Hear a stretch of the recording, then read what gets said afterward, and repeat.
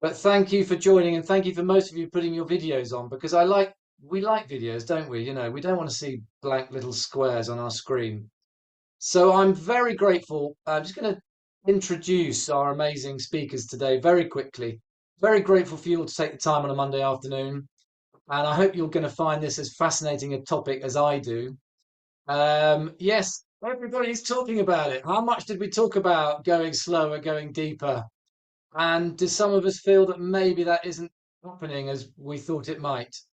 So, how do you practically dig deeper and slow down and get down into the roots, as Andres says, of a culture in which we can see a huge amount of value and relevance? We sense it, and yet it remains quite mysterious to us in many ways. And the answer, of course, to that is we need a guide, and not just any guide, and definitely not me.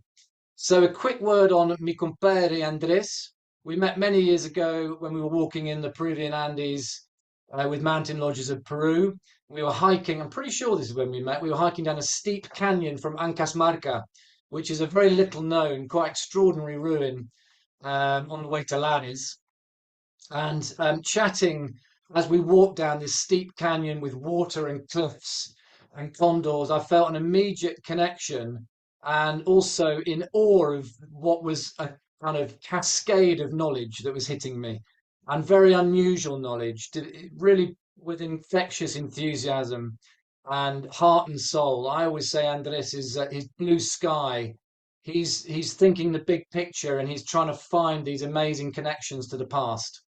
So there's a reverence and a respect for the old ways and a belief that we can still find what we've lost, but also a scientific rigor, which is really interesting. And it's a meeting of architecture, which he originally trained in, archaeology, astronomy, agriculture. And I'm going to blow your mind on a Monday afternoon, even entire transportation networks and the relationship with the divine.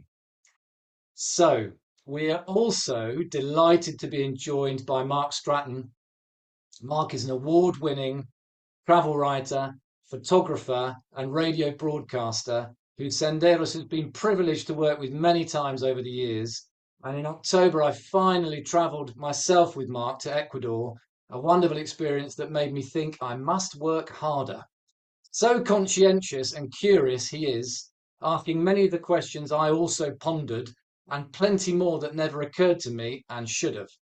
With typical modesty, Mark says, having a great story that entertains readers and perhaps helps to change lives for the better in the places I visit is what really matters to me. I think he's one of the most purpose driven people I've ever met. And Mark has just returned from Peru, where he was traveling with Andres and Mountain Lodges of Peru. Bit of admin. Please keep muted if that's okay, but feel free to keep videos on. We love to see you, even if you're in dressing gowns or just shirts on the top, whatever, that's fine. It's great to see you. And please put any questions in the chat. Nicola's keeping an eye on the chat from Brazil on fan trip. She's dropped in. And we'll also have a Q&A at the end if you've got any questions then. Anyway, enough of me. Andres, I'll hand over to you to tell us a bit about Kind Human. Well, Simon, thank you so much for this introduction. Thank you all for being here. It's really a pleasure to share some of what we can find in this amazing land of Peru. And as Simon said, I'm a passionate person about the ancient cultures and the ancient wisdom, and that's why we're here. And Mark also, I was lucky enough to be guiding Mark here in this place and connect and also transmit through his words, his written, what is going on here in Peru. So I would like to just share a short video that we did last year as the beginning of Kind Human. So this is also just an introduction of what we are. So please let me share with you.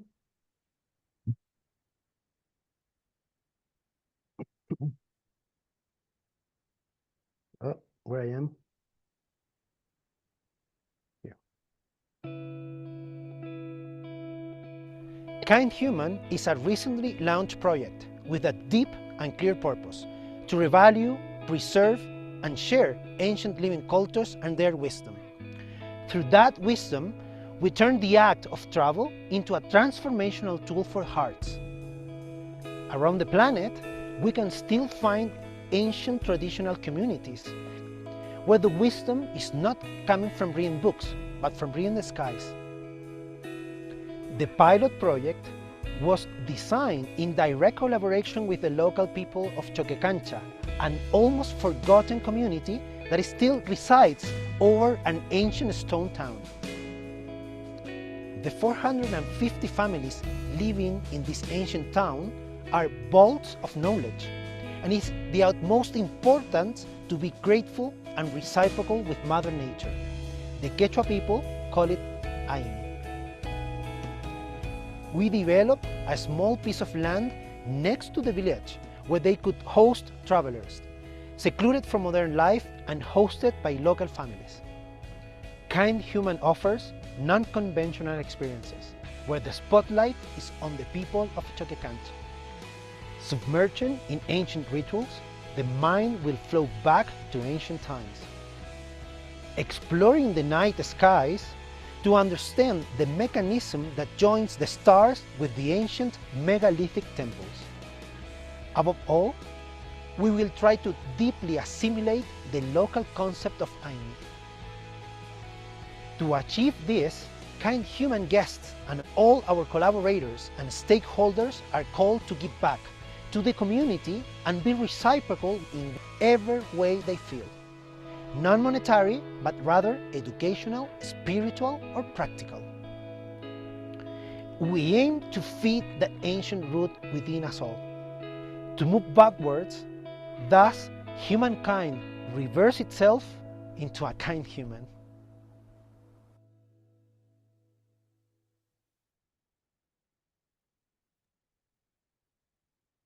All right, so this is just a short introduction about what we are, why we're here. Kind Human is looking for moving back, going to our roots, reconnect to what we are, right? And not many places in the planet can deliver this connection to ourself. And Kind Human got the mission to reconnect, to rewire us into a more humble, into a more grateful person that will connect with Mother Earth. I always say that we don't need to save the planet, but we need to save the humankind. And that's why Kind Human is putting the humankind upside down, looking and traveling backwards to moving forward. And Simon, can you see the screen okay? Yeah, it's not moving forward, but I can see Mm-hmm. Just a sec. the first slide. Yeah, that's better. Right. So I was saying how important it is to first look back, to reconnect. So we have three pillars in our philosophy. Kind Human is moving into three main roots. One of them, of course, is the ancient wisdom. Ancient wisdom, it's more than just knowledge. Ancient wisdom is that connection with what we are, with a human that can weave, uh, that know perfectly the environment, to connect with plants, with the sky, with all that wisdom that is coming generation through generations, and it's coming to us, and we just don't even care about it. It's just something that we include in our tours instead of absorbing that and digesting and reconnecting to a person, to a humankind. Our second pillar is authentic rituals and traditions. And this is the way that ancient people reconnect, and it's grateful with Mother Earth. It's not just a matter of having a lot of lectures and getting a lot of knowledge, to save the planet. We believe that it's in in the fact that we are part of nature. We are nature. So going back to these rituals and traditions are rewiring, reconnecting us to Mother Earth and to be grateful. It is a small gesture just to put one drop first, that as you can see in here, they put the first drop to Mother Earth to say thank you so much. They're not asking, they're saying thank you. And this is because also the third pillar, Aini, it's reciprocity. And this is how we believe we should move forward. Feeling that connection and feeling grateful with somebody first, you give and then you receive. So as you give, you can also have to learn to receive, right? It's both ways. So these are the three pillars that drives our programs, our experiences. Because as I said, the wisdom is through thousands of years that is collecting and connecting people and knowledge to become a wisdom, an ancient wisdom that is here alive in the mountains of Cusco, in the streets of Cusco, in the temples of Cusco, because also we believe that the ancient wisdom is coming in the architecture. So authentic rituals, right, are necessary in these people. They do every day a ritual. It's something daily that we lost. We lost that connection. And we want to maintain that eternal gratitude that is coming from this to present days, to our activities and to our itineraries, to connect and to be part of ourselves. And as I said, Aini in Quechua word, it's that describe the essential principle of reciprocity. How important it's to be today for you and tomorrow for me, right? And this is something that the communities are still doing in the Andes, that they work as a community. They're not only one person, one people living in one place. They work as a group. And this is a reference that is very important in what we do. So Kind Human organize immersive experiences and expeditions in order to go back in time and to reconnect to that wisdom, to protect that wisdom. That is also very important because these traditional communities that are very secluded and far away, they preserve something very unique and rich and enriching for humankind. And which is all these three main pillars that I mentioned. So Kind Human is not only doing tourism, we're going beyond, we're doing something more deep than just going for a stroll in a place and taking a good picture for your Instagram. We're going in the opposite direction. We're going there to absorb their wisdom, to absorb their connection with Mother Earth, and to intertwine again our roots of humanity that make us all the same. So Kind Human is moving through two different ways of offering these experiences. One is routing, and we call it routing because it's a unique and different way of traveling. As I said, we're not going into a stroll. We're not going to tour around a place. We're going in something deep. And routing gives us that opportunity to go down and deep down on Earth and reconnect. So this experience is going to secluded communities that preserve all these elements that make us humans, and it's taking you into a time machine, back in time. The farther you move out of Cusco, the more that you go into the mountains or down to the jungle, the more time you're going back. And in this case, the experience that we are designing with a community, as I mentioned in the video, called Choquecancha, is that connection that is taking us in a time machine to connect back in time to our primal roots. Then we offer also expeditions. And the expeditions that we offer are also following the same perspective. First of all, preserving traditions, preserving the wisdom and the astronomical knowledge that these people put into the architecture, because the expeditions are going deep into the ancient builders, the ancient megalithic builders that we can find either here in Peru or in other destinations in the planet.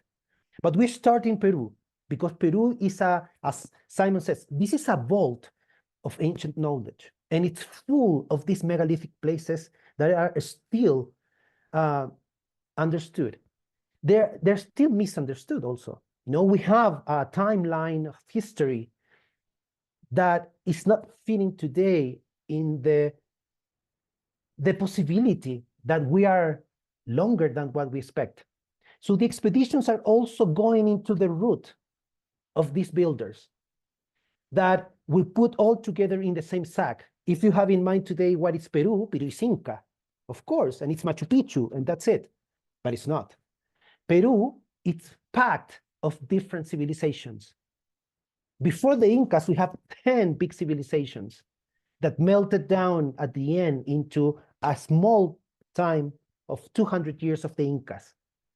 But in the past of Peru, we go deep and deep and deeper every year, because you pick up a stone and it's a new temple there, that you can gonna find, you know, the roots of this civilization, not in the Incas, but in many others that they all came together. So these expeditions are going to explore more than just the Incas, more than just the stones and the beautiful cathedral that we have in the main square in Cusco. It's going also in a time machine to reconnect to the sky of another time, to see the sky how the ancient people used to see it, and how they put it down into the earth, into their architecture.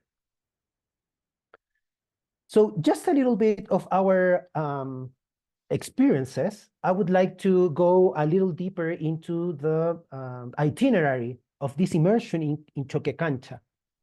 And this is because every day we're having a deep connection with that ancient root.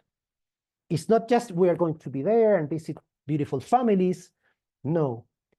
In fact, I was talking the other day with a friend, and he says, so this might be a sort of indigenous tourism. And I said, no, it's not indigenous tourism. You know, because indigenous tourism is going to a community, it's helping the community, you know, going with their endeavors and helping, supporting the different, you know, programs or projects that they are developing or they need. In this case, in some way, yes, we are going to visit and support the community. We're going to protect the legacy. We're going to be the guardians, you know, of what they preserve as a daily activity. So first of all, we need to make them proud. They are rich in terms of everything, organic food, being grateful, being humans. They're rich. So what we offer is not the regular indigenous tourism. It's the opposite. We are the students. We are the one who needs to learn. So we are going there humble to learn about these people. And also, you know, some tourism says, don't leave but your footprint behind after visiting a park or visiting a place. In this case, we said, no, it's not only a footprint. We need you also to give your own aini, your reciprocal, you know, give back. Because it's also important, as you receive, you give. So in these experiences, let's say, for example, on day 3, honoring the animals, we visit with a family their farms, we visit with their animals, we follow them to grass them at the top of a mountain, while the women is spinning the wool. And we are going to be able to be part of just that very simple act of going with the animals and having a day learning about the people, learning about the animals, the techniques, the lands, the rains, because these people also are sky readers. And they understand if it's going to rain, if it's not going to rain today. Also, they read the sky and the night, right? So they read the constellations to understand the next season, how it's going to be.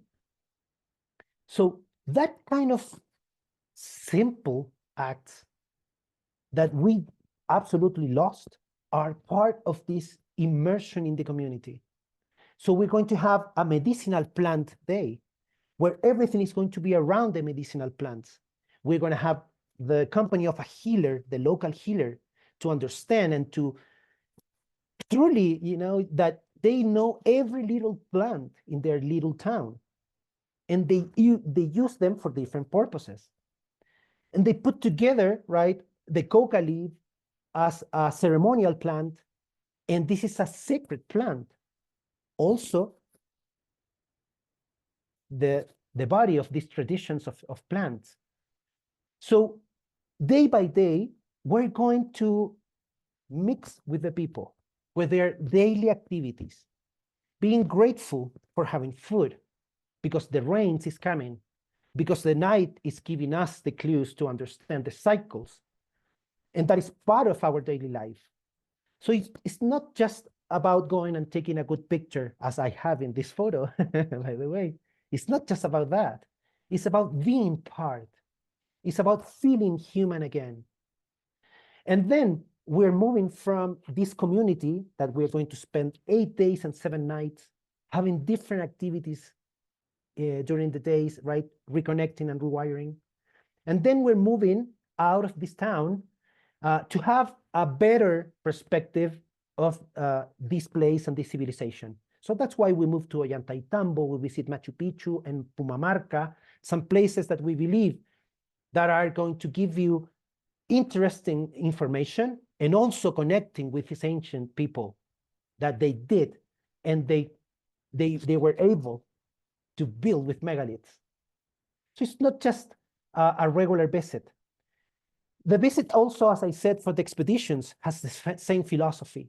And we're moving in a day by day in Cusco and the surroundings, and to, of course, to the places that you must visit once you are here, but also some others that gives you a different perspective of how to explore, how to introduce you to that connection between the architecture and the ancient people that are connected with the sky. And here it's a map. The architecture and the expeditions that we offer are taking you into a more in-depth connection with the architects and the megalithic temples, and of course the sky.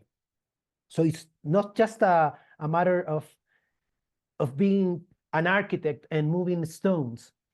It's about being precisely designing. It's about making moments that are almost magical.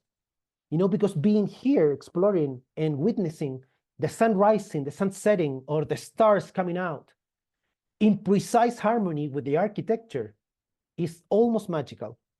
And it's something that you're not going to witness in some other places.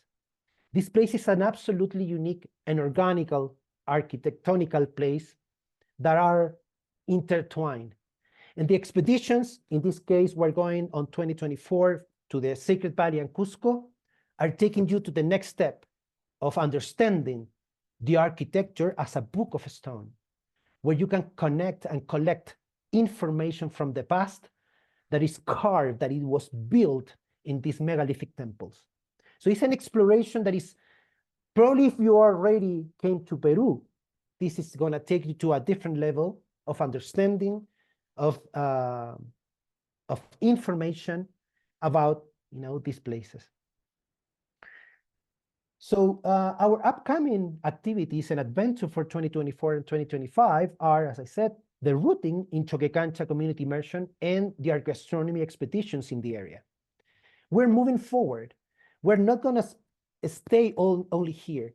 And, Kind Human has been developing the idea and the concept for many years, and it's moving quite fast.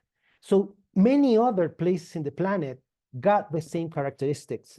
And we are going to immerse into the roots of other civilizations that are also part of this ancient book that we are trying to read. So we're moving also into the Guatemala, for the Mayas, Egypt, and Mexico.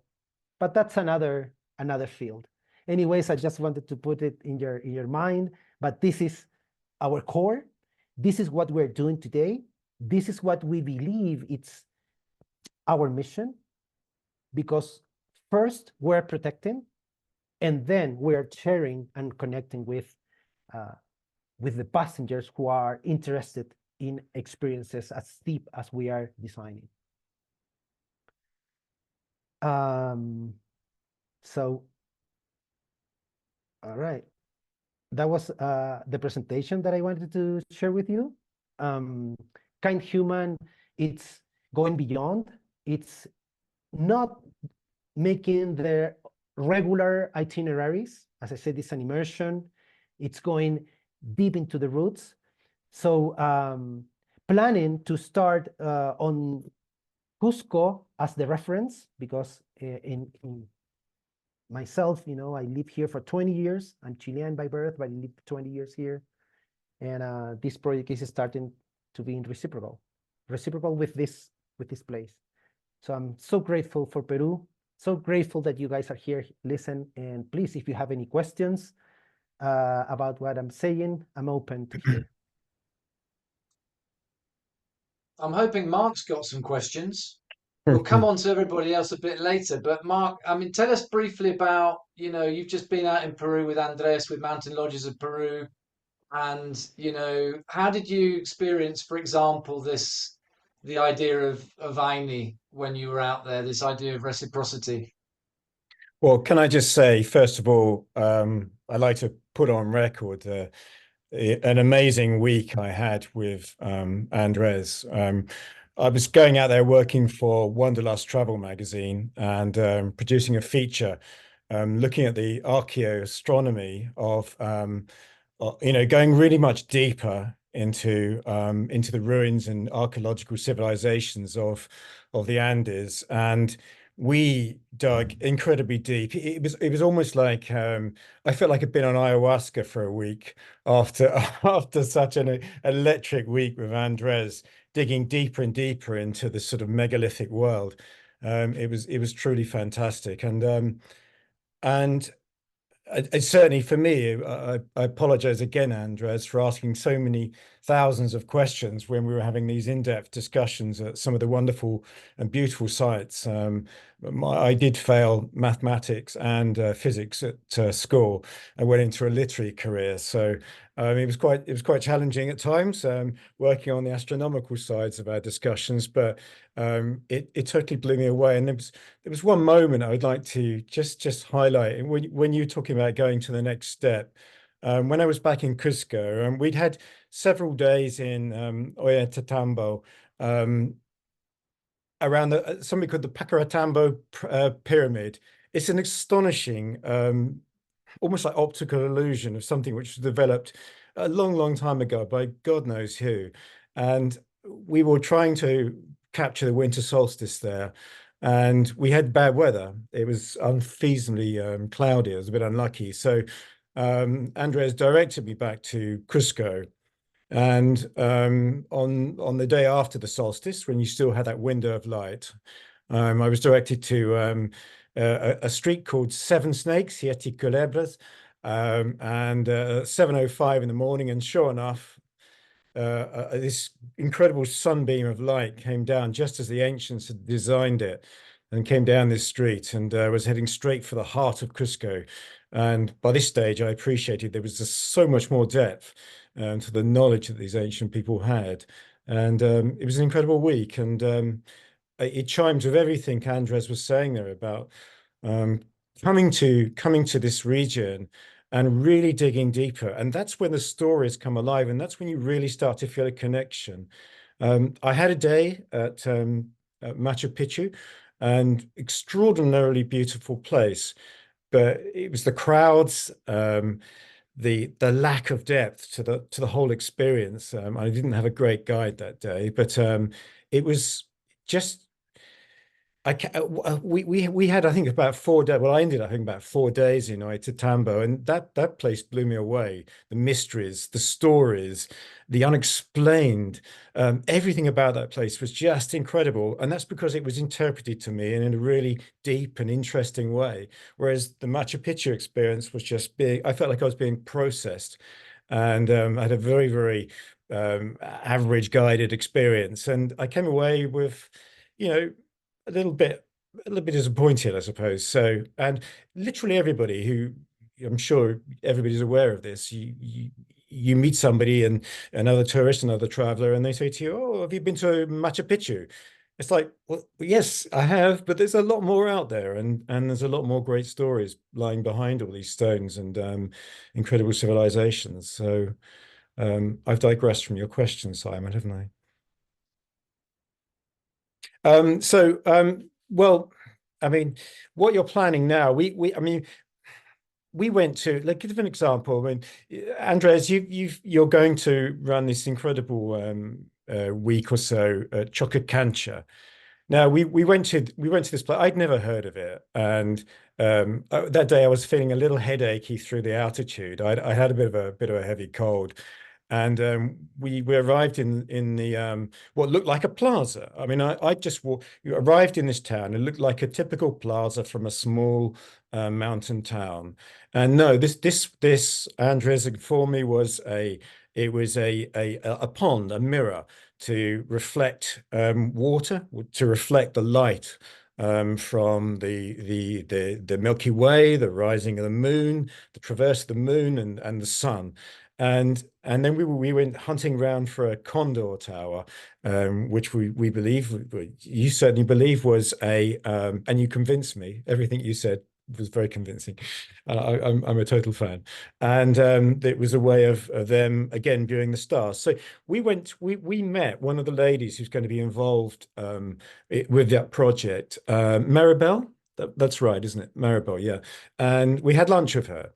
And I became obsessed on this trip with the star constellation Pleiades, which we would discuss. Because for me, I want to. Okay, so there's all this ancient knowledge. The ancient megalithic people were lining up their civilizations and living by the cosmos, by the sun and the stars and the moon, etc. And but why? What was the practical benefits of that? I always have to ask why when I'm doing these assignments. And Andres had explained to me that they used the Pleiades. If the Pleiades was clear when you saw it in the sky, and we went out and saw it at Wakawasi Lodge. We got up I had a tap on my door from Andres at 5 o'clock in the morning. We were outside looking up in the dark at the constellation, the Milky Way, and there's the Pleiades. And apparently, if it's blurred, that means there's humidity rising over the Amazon, which means rain's coming. Good time to plant your crops. Vice versa, if you see a clear Pleiades, then the rains are delayed. There's no moisture in the air, and you're going to delay planting your crops. And we spoke with Maribel, the lady who's going to host us at Chocacancha, the Kind Human week they've got there. And she said they still use that. The farmers still go into the mountains and use that ancient knowledge. This is a huge link to the past, and it was revelations like this throughout that just blew me away. It was a really, really incredible linkage. This knowledge had survived intact and was being used down the line. I mean, I guess, Andres, that's what you're trying to bring across in these trips that you've got planned with Kind Human. Correct, Mark. Thank you so much for all your words. I was also really very, very happy and honored to be guiding you and having all the thousands of questions that you did. That makes the trip even more interesting. So yes, exactly that is. It's not only scratching the surface, it's going back and reconnect to that kind of knowledge, right? And reading the sky today, it's something that people are still using. They are still adoring the sun. They're still needing to understand the rhythm and the cycles. And that's why it was the very beginning. See the sky started when people start farming. and measuring cycles and understand about the weather, the rains. So this is coming for thousands of years ago, thousands, right? So when people started to put that into a calendar, or in this case, into an architecture that it works as a calendar, as a cog, right?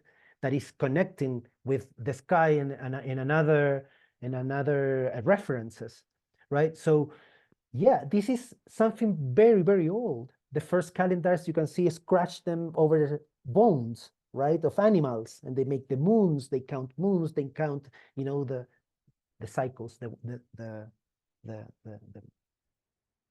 seasons. So yeah, it's something that fortunately you can still find here in the Andes.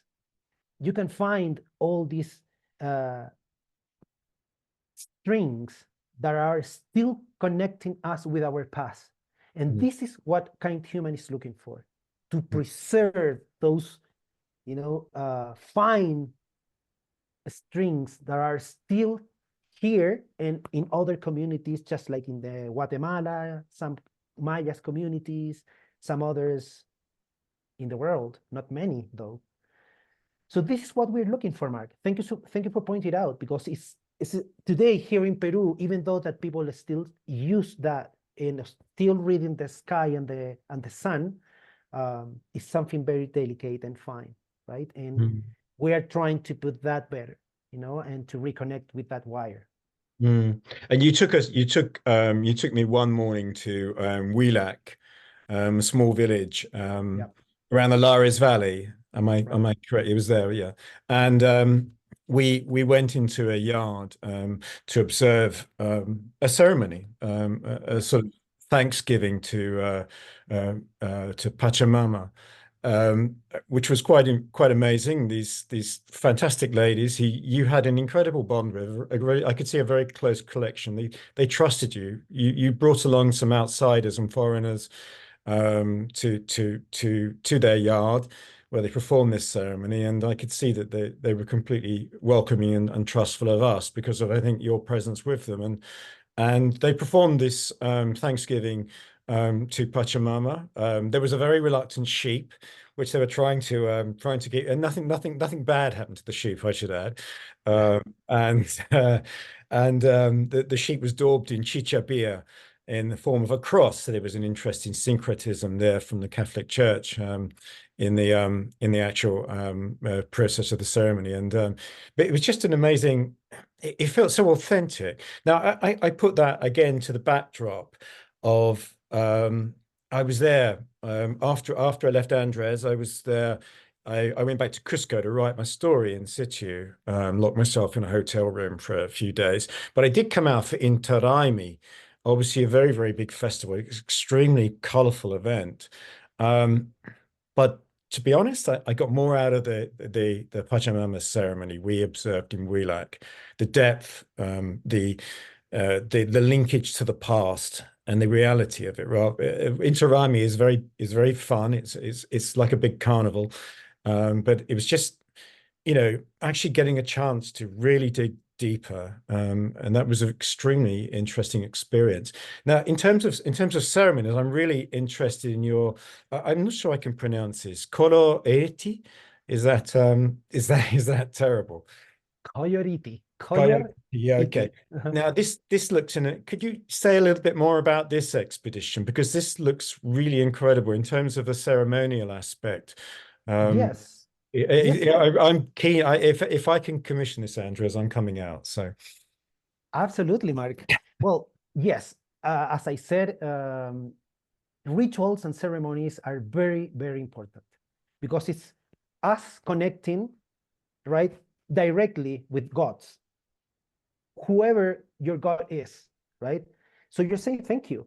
In these rituals, that little Pachamama ceremony that we did in Huilloc, right, is taken back there, right, to be with a simple gesture, being so grateful. And you're not going to find that in Inti Raymi, right? In Cusco, it's a theatrical representation of something that we don't know exactly how they celebrate. But anyways, it's colorful, it's alive. Cusco is alive. And that's why the expedition that we are planning for 2025, it's to this impressive festival or pilgrimage called Coyoriti. Coyoriti in Quechua means the frozen star, and that means the glacier. Because this pilgrimage is taking you in a walk of 4 hours to reach 5,000 meters at the feet of a glacier. And there is where people for thousands of years is coming over and over to be grateful. And in this case, to the glacier. That is water, right? Water that melted into life, right? This ice. So this pilgrimage is taking us back to thousands of years. In fact, it's absolutely like another planet. You have to walk there on the sixth full moon of the year. That is the moment, the sixth full moon, because it's almost half of the year. We have 13 moons in 1 year. This is the sixth. And you have to walk during the night for this pilgrimage. You walk with the full moon above your heads. And this makes the glaciers around you look blue, you know? So you arrive to this glacier 2, 3, 4 a.m., and then you have to go up to a lagoon. And that lagoon is where the Coyorite is melting down and where the baptism of the new generation of guardians of this glacier are going. This is a really strong wire, you know, like the other thing one that we saw with the astronomy and, you know, this connection with people that is still doing. Fortunately, Coyorite, it's the most authentic pilgrimage and celebration that you can find in the Americas, maybe in South and North America. Thousands of years of people are going there, thousands. And if you're there on the main day that is in the full moon, you will see the guardians of the glacier holding a candle in their heads, waiting for the sun to rise when the full moon is setting the opposite side, right? So the full moon is setting, the sun is rising, it's a balance, and you are there with a small candle saying thank you, right? And this is thousands of years. Now melted with the Catholicism, and people is going there also to a little church, but to say thank you, right? So the core of this pilgrimage is still there. And I invited Mark and all of you guys for the next Coyorite next year, which is an incredible experience. And by the way, Mark, I have a question for you now. Since you are a very travel person around the planet, which is the most unique thing that you find in Peru? Oh gosh, you know, I like to do things a little bit differently in the work I do. Travel journalism can be slightly hackneyed, just continually regurgitating the same old story over and over again. And this was my first time in Peru. There's only two countries I've not been to in all the Americas, and that's Peru and Bolivia. And I've been put off slightly because every other story you read is Machu Picchu and Inca Trail. So Yeah. I think it was the depth of our investigations. Let me be more specific. We were up at a lodge near 4,000 meters. It's Wakawasi, one of Correct. Mountain Lodges of Peru's lodge. That's where we did some stargazing at the Milky Way. So first thing I learned was I've never seen the Milky Way looking better. I'm sure there's colleagues listening in on this who would probably say, oh, actually, you know, it's not just limited to Peru getting these fantastic Andean sightings of the Milky Way, but it really was sensational. And at Wakawasi Lodge, and this might sound a tad shallow, given we're talking on quite a sort of interesting and deep level here. I actually sat on my terrace jacuzzi, stargazing, looking up, and saw a shooting star, and was looking at the constellation of Scorpio and Southern Cross, etc. That was a magical moment. So just seeing the stars, I think, really blew me away. That was extremely. It felt like a very spiritual connection. and to know that how much they were guiding the ancients. I think that was probably, but around that landscape of Wakawasi, I think it was a landscape. I perhaps I didn't appreciate that it was such a deep level of a living Andean culture, a living Andean landscape. When we were traveling that morning, leaving Wakawasi, literally every house is adobe and stone. There were thousands and thousands of alpaca.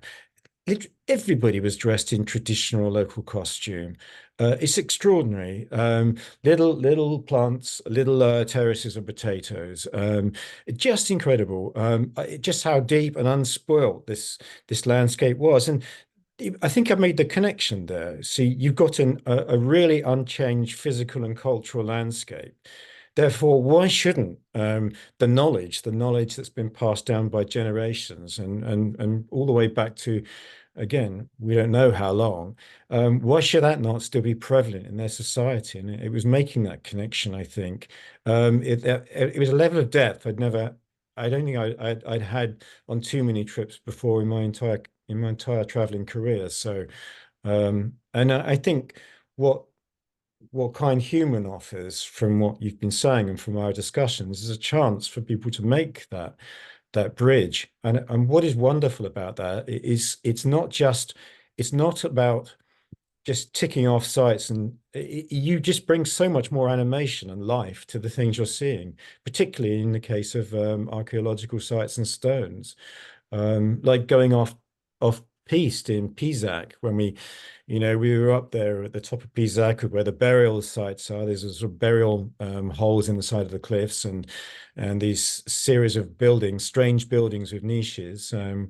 But then there was a lot of people up there. It was quite crowded. And then Andres and I took a 3-hour walk down the mountain, and there's hardly anybody. And there's some extraordinary architecture down the hill, not least in Tehuantana, a sundial, which was just fabulous to see one so close up. Again, the one at Machu Picchu, the Intihuatana, is close to people now because of the sheer population pressure of visitors on the site. So to actually get a chance to have it alone and be experienced, it was pretty wonderful.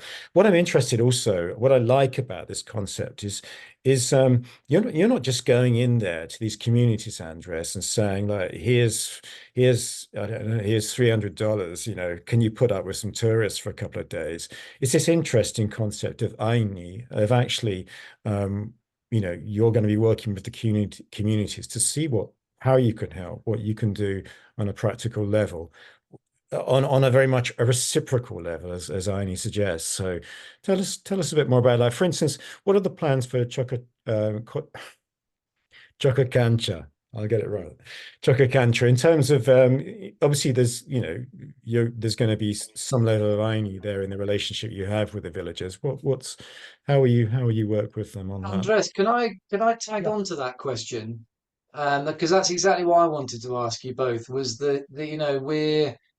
we're desperate to feel that tourism has an incredibly positive impact, and we know it does. But this is an area, really, isn't it, where it's not flowing one way. It's not just us turning up and receiving knowledge, because that's also of value, but also that the local people in Choquicancha are also able to revalue their way of life, right?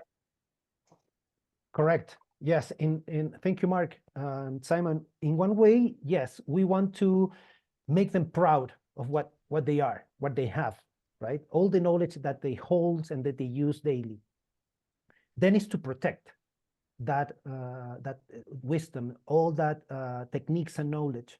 So in that way, we are developing projects that are going to protect the weaving techniques, the farmers, the local and the endemic corn and potatoes they have. There are different ways that we are going to first preserve what they have, right? That is the most important point of Kind Human first, right? To set that and protect. And then there are many different projects that we can help with the Kind Human passengers going to our experiences that are going to be in order of protecting nature, preserving town, and that means like the houses, They are like a little rusted, or they're painted because of these politicians that they wanted to run, for the next call. So the idea is first to protect the values they have, and then develop, and with the local people, their own endeavors that are going to be also, of course, connected to their values, right? So the idea is to develop more and more projects with them, not doing foreign stuff, but first protecting what they have. And of course, the projects are going to start and going to flow easily, because there's so many things that the local people need, like a better water system, or maybe we can work more into the compost and not to use as much as plastic, and that kind of ecological, sustainable practices that they don't know. But modern times are coming into town and bringing more plastic and more stuff that we don't need, right? So it's about education, and this education is going to both sides. Educate, the local people, help them, in all the in every level that they need, and on the other hand, educate the passengers, but not educate the minds, educate the hearts of the people that is going to Choquecancha, to our experiences, to connect to these ancient roots. Yeah, where was it the bread oven at Choquecancha? They've never had a bread oven, and they had a huge long journey just to go down to the local Yeah. town once a week to collect the bread, and it got increasingly stale throughout the week. That was something you were talking to them about, wasn't it? Correct, Mark. I'm planning doing an oven, a wooden oven for town, and make a bakery there because they don't have it. That's also part of a little development that we were planning. Mhm. So your first group at Choquecancha can expect sort of croissants with their morning coffee and cinnamon rolls, yeah? I hope so. Yeah, I hope that's the idea. Yeah. Andres, we've got a question from Natalie, Yeah. who asks, she loves the idea of protecting and preserving culture, but it would be great to know how you'll be monitoring the impact of increased tourism on these areas and the people over time. I mean, this is an area that receives almost no visitors, right? So we're moving from a very, very low level. What what do you expect in terms of keeping the numbers manageable and keeping the experience authentic. Correct. Authentic. That's a good question, because of course, the idea of the kind human travel it's designing, it's moving out of crowds, first of all, right? That's why also Mark pointed out about Machu Picchu, that is incredible, that is full of crowds. We don't want crowds in Choquecancha. And in one podcast a couple of months ago, it came out the idea of soft travel, not being invasive, not being, like hundreds of people walking around this little town, because the idea is the opposite, right? So we are planning having only one group coming per month, one group a month, from March to December, because January and February is too rainy. And of course, the experience is not the same. The activities can have to change. So from March to December, we're planning having to Choquecancha, one group, right? And groups max of 12 people. We're And developing there Andres, a destination camp. Yes. sorry, forgive me, but and also I think there's something important here, which is that this is a collaboration, right? I mean, this is not possible without the deep collaboration of the people that live in Choquecancha.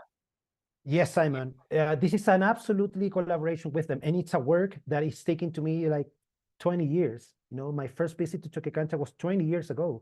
And I've been moving little by little with different activities and different ways that I connect with this community. In fact, I feel a family. I'm the godfather of a little kid in Choquecancha. And yes, it's a work that is taking a lot of time, a lot of um, being very not aggressive, being very soft, in the way that you connect with the people. But now we have an agreement with the president of the community, because they're still working as a community and is one president, but also the mayor, because town grows a little bit and now they have a mayor. But the mayor is trying to connect with just the government and trying to get some money to develop, some stuff. So yes, we have a very close connection with the community.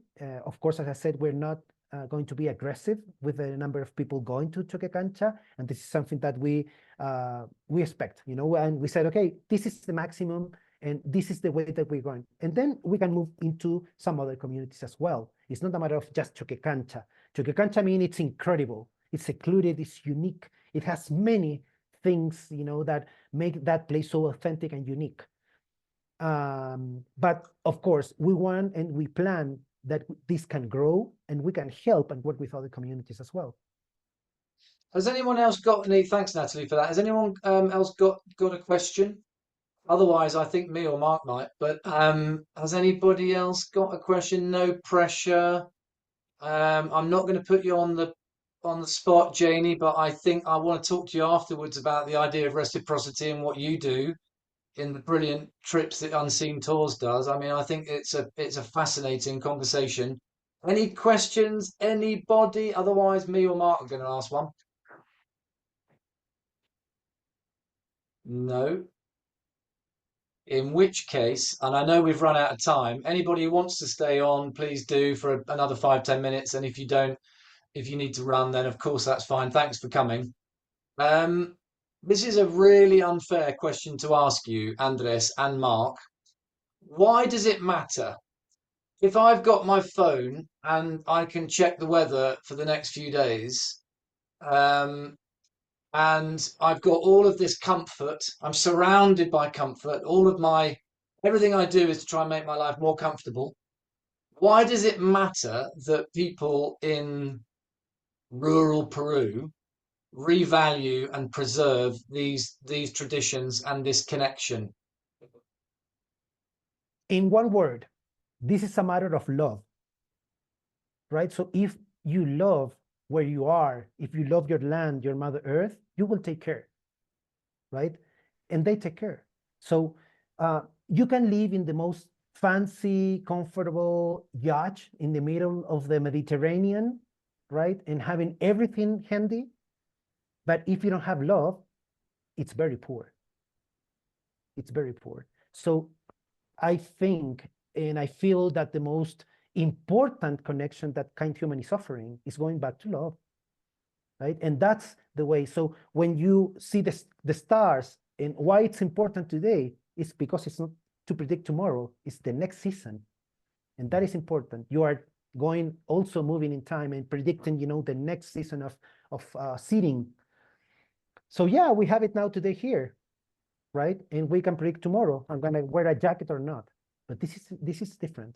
This is the prediction of how life is going to continue, right? And how much I need to be grateful because the next season is going to be rainy, right? Thank God you had a good answer.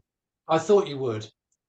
I love it. Yeah, I love it because we spend all of our time worrying about these things, but actually taking care and protecting and connecting, not separating, connecting. No.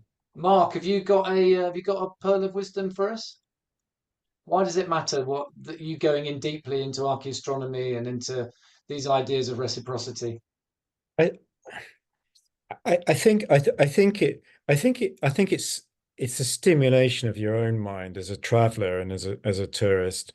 You can I was totally engaged during our week because of the knowledge that Andres was imparting and we were researching into, and it just gave a whole new depth to the trip. It turned, what was going to be a very colorful and interesting trip, and it's pretty hard not to do that. Let's face it, going to Cusco and the Andes, it's pretty hard, and the Sacred Valley, it's pretty hard to come away and be disappointed.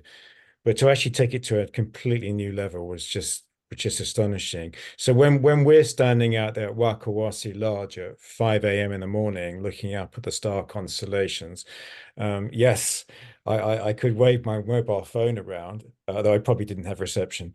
I could wave my mobile phone around and look up and say, oh, it's going to be it's going to be a well, I don't know, maybe I could find a long range weather forecast and it's going to be, we're going to have rain coming up in 2 months' time. But the knowledge that connection, that you're actually standing there doing the same thing as people could have been doing. I mean, Andres was talking about, you know, there's an obsession with Inca everything. You see it in Cusco. It's like a sort of Inca theme park in some places. Likewise, walking around Machu Picchu, Inca this, Inca that, Inca that. And actually, Andres is talking, we've been discussing, you know, potential civilizations that go back 12,000 years, maybe longer, these megalithic constructions. And to know that you are actually there experiencing that knowledge, that you're sharing that connection, that empathy with a society that old, and doing something that they would have been doing is really astonishing. So I think There's a great question from Janie, but I also love the idea of you coming back to Dartmoor and chatting to your rescue horses and trying to see, maybe I mean, you do get clear skies somewhere on Dartmoor, don't you, Mark? well, it's not, well, it's been raining the last 3 days, and I can barely see out my window. So I've I got all love my that idea though that obviously when we come back that we're changed and that somehow going to Peru can change your relationship with the land where you live. Yeah, yeah, I think so. I mean, where I live, for those who don't know, Dartmoor National Park in the southwest of England, we have a lot of megalithic structures, stone circles, and ritualistic pathways, but they're like basic entry level compared to what I off with in Peru. It's extraordinary. I mean, I'm afraid, I think in the article I've compared Stonehenge to like Lego, children's Lego, compared to what you saw in what you'll see and what you'll But learn about. There was Mark, there yeah. might be a Donna Maria who's weaving in an ancient technique on Dartmoor that's been around for thousands of years. It kind of, when we travel, it opens our mind to possibilities, doesn't it? I'm sure we can find it.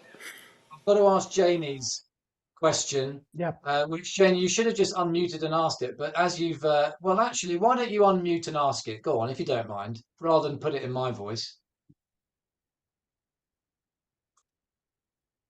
Can you unmute? Yeah. Hi, thanks. Thank you, everyone. It's really interesting to learn more about the work you're doing in Peru. So, my question is, in your opinion, why do the local communities want to or think it's important to have visitors or guests joining them in witnessing these rituals and pilgrimages? And another question I had was, have there been times when you've decided not to bring visitors to visit certain areas or witness these rituals for certain communities because of a positive or negative impact? And have you therefore decided to move to other areas sometimes? Hello, Janie. Thank you for your question. Yeah, look, first of all, I think that every community near Cusco, right, is wanting to have tourism because they believe that they're going to develop, in some way. They're going to stop to be poor, right? So in our belief, we think that these people is not really understanding what they need in terms of, what I'm saying. We need to protect your knowledge, your wisdom have to be intact for the, for the legacy of humankind. So you guys are very rich, right? So first of all, I need to tell them that they don't need to move out they don't need to emigrate to the city, to Cusco, to other places to be rich. They need to be there, right? So we want to protect what you have, and what we're going to do with our passengers going to your community is not to be invasive. It's not only to witness, it's to share their ceremonies, okay? It's to share their rituals, and you be part of those.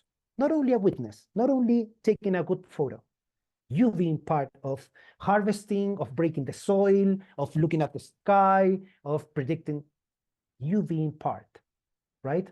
So first, and this is a work that I've been doing for a couple of years already, maybe 5 or more years, it's about saying, guys, you are rich. You have organic food.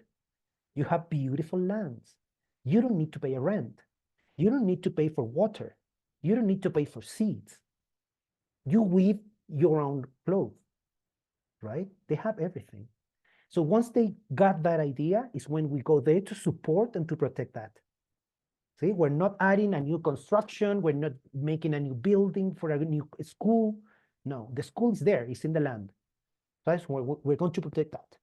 And then the pilgrimage and the ceremonies used to be, for example, Coyoriti, go thousands of people there. So if you go there, you're part of a big crowd of people going with the same intention. So you become part of that sea, that ocean of people being grateful and going in with the same intention. So you're not being there aggressive or, like a strange people. No, you are part of that flow. Once you go to a community, to a more private ceremony, you are part of that ceremony. You are invited to the ceremony. You participate in it. And you protect. If you are part of this, right, you keep and you preserve those rituals. And this is exactly what we're looking for, right? Andres, yeah. I wanted to just take a moment because I know we are closing this webinar.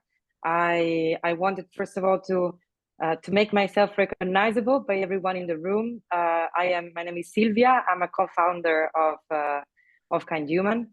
I live in the Netherlands, so I'm actually your closest connection. So whenever you have any questions, I will make sure everyone has our contacts. But I'm based here in Europe. I used to be a travel designer myself back in the days, and I was lucky enough to experience Peru, my first time in Peru, also with Andres, back in 2016.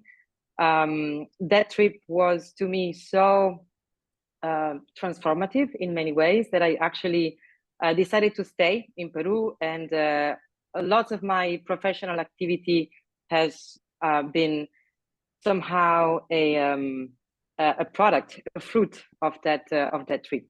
Right now, I take care of the communication for Kind Human. So I would love all of you guys to, first of all, to see the actual programs, to go deeper in understanding what we are actually offering tourism. And I mean, tourism-wise, the project is really developing in so many different ways. And so I also would like all of you guys to see a video, for example, of an experience that Andres is already organizing Coyoriti. It came to my mind right now with the last question we had from Janie, because that's where it's a tourist, basically, taking part in the pilgrimage, saying it's amazing to be here and to understand how these local people celebrating Coyoriti are grateful that we are here. And I think there was really a moment of realization of this irony of what this being reciprocal in all kinds of activities and in general with life and with human beings, and the gratitude of these people to have us tourists there and to really feel like you're part of that thing, and it makes sense for us to be there. I mean, Andres had said has really touched some of the most important points of Kind Human, but there is so much going on. So I encourage any of you who are interested to make the time for, let's say, another 30 minutes or whatever. But I feel like we just opened so many doors, and each of these should be explored in terms of our local projects there, the way we collaborate with community, the way we are creating new programs following the footsteps of our ancestors. In the Andes, for example, we are already working on projects on Lake Titicaca, just to stay in Peru, around Nazca, and everything we are creating, of course, is created around the same pillars, always with the idea that there are no heavy physical infrastructures. Everything we're building is something we can take out the next day if we want, basically. Yeah, that's it. I just wanted to share a little word and for everyone to also have my face, and of course we'll be sharing everything in a more organized way in the next days. Thank you, Sylvia. Yeah, we'll do a follow-up, and I'd like to include the link to the short film about Coyuriti in that follow-up. But as we have gone an hour and 12 minutes, I think we ought to draw this to a close probably. So I think if nobody objects and there's any last questions, I will profusely thank Andres, Sylvia, and Mark Stratton. Thank you, Mark.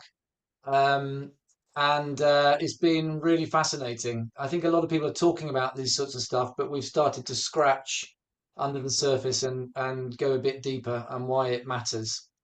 So yeah, I don't know if you a little last word, Mark and Andres, or should we let everybody go and get on with the rest of their Monday? Let them Just to go. say thank you. Let them go.